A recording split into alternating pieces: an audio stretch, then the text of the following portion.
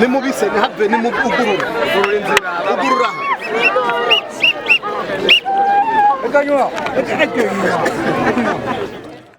Pasteur Patrick NGENDAKUMANA sangwa ikaze mu Burundi. Urakoze cyane. Wakiriwe cyane neza n'abarundi baje kwakira. Byasubye n'abastar nka Israel mbonye mu gihugu. Uyumva gute aba GGC n'umuryango munini wabamenye Yesu baje kwakira hano? Natubwire n'ibyo mutegura muri GGC. Kiyo cyambere n'umunezero. Ndafite umunezero mwinshi cyane. No kubona ingene ishengero bikunda ijambo nicyo kinyoheye.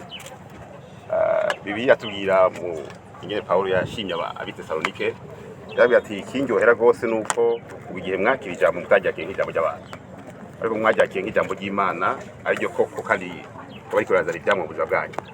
Rero ndiko ndaraba ingene aba bantu baje hano bataje kuri star cyangwe ayo mazina bari kuravuga mugabo nkabona ko baje kubera kwakira ijambo umunezero mwinshi bitwereka intambo tugeze ko mu gihugu bitwereka inyota dufise nk'ishengero bitwereka aho nyene igikorwa twakoze aho kigeze.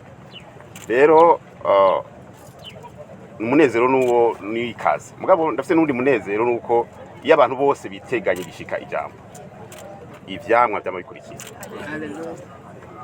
Igihe cyose abantu bafise ukwitega Imana ihaza kwitega kwabo.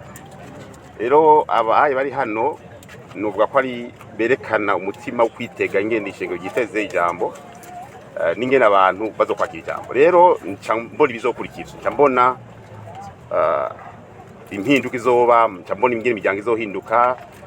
Nje niteze ko kino gihugu kitazoguma ari kwa kundi kubera uko bakira ijambo niko impinduka ikikurikiza.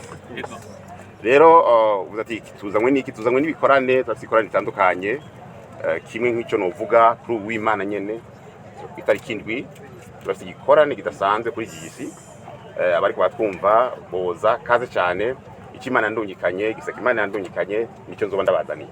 Bibiliya irerekana neza ingene Imana ihindura ibintu ingene ihindura abantu ingene ihindura imiryango ituma n'umuntu ijambo. Rero yandungikanye ijambo iryo jambo niryo nzanye rero igihe cyose bibivuga ngo yarungise ijambo ryayo ibakiza ugona kwabo igihe cyose irungise ijambo ibije gukiza. Rero iryo jambo nzozana Imana yandungikanye izozana impinduka mu buzima bwabo. Kaze cyane izo bari kwishengo rya GGC igihe cy'isaha 3 zo mu gitondo kaze mwese. Mwibango twahawe kuvuga ijambo ry'ubuzima bw'ubwiza twarose mu Kristo Yesu. Rero icyo gikorane twacitiriye igikorane cy'ubuzima bw'ubwiza.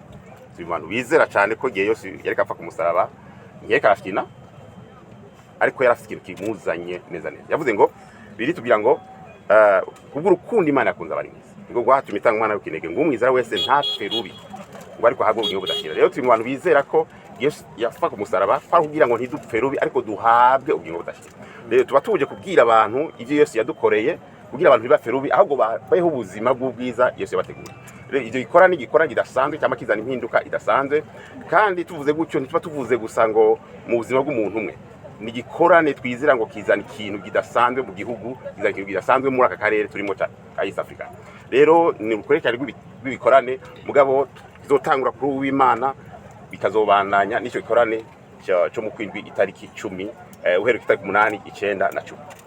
Abantu bataramenya Yesu ikintu bahomba cyane urumva ko ibaze Imana kubwo urukundo yakunze abari mu isi niko gwatumye itanga Yesu Kristo.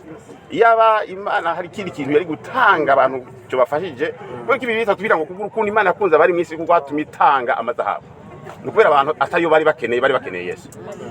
Kubwo urukundo Imana yakoze Imana irabye isi ikaraba ati ndavye ingenda bakunda ikintu nubaha gisumba ibindi byose ni Yesu Kristo. Urumva rero kuba yaduhaye Yesu yaduhaye ico yabonye twari dukeneye gusumba ibindi byose. Umuntu atarakira Yesu Kristo arahombye cyane muri ubuzima, tubayeho ubuzima atatse. Atari gusa muri kino gihe no mu kizoza.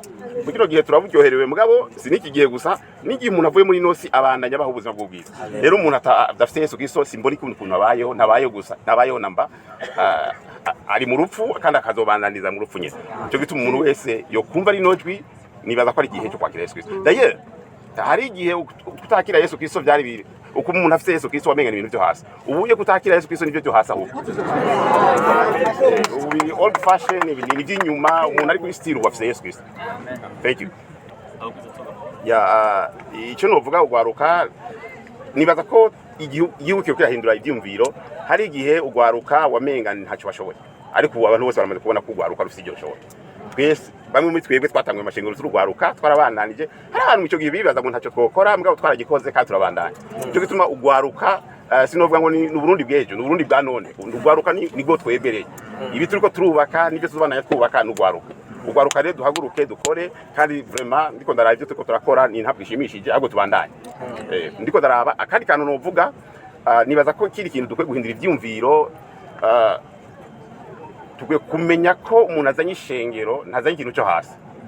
Abantu biyumvira ngo ujya umuntu azanye ONG azanye amafaranga azanye ifashanyo ujya umuntu azanye imfashanyo ikomeye ku gihugu. Umuntu azanye ishengero niwe azanye imfashanyo ikomeye ku gihugu. Ndakugira igitugu umuntu azanye amafaranga aje guhindura umufuko w'umuntu mugabo umuntu umuhaye amafaranga mu mutwe adahindutse no mu mutima hahinduke ubuzima bwiwe buzomara ubwa hasi. Ariko umuntu azanye ishengero aje guhindura ubwenge aje guhindura umutima atari mu kiro gihe no mu kizoza. Byumvikana ngo uwo muntu naho yari umukene kubera ubutumwa bwiza ahantu hose ubutumwa bwiza bwashitse impinduka yakiza muri icyo gisagara. Urumva rero umuntu azanye ishengero akwiye kuba celebre. Umuntu azanye ubutumwa bwiza ni inkuru nziza ni ikintu cyo kuba celebre cyane. Igihugu kiko byakirana ubwo neza bakamenya ko ari byo bintu bigezweho.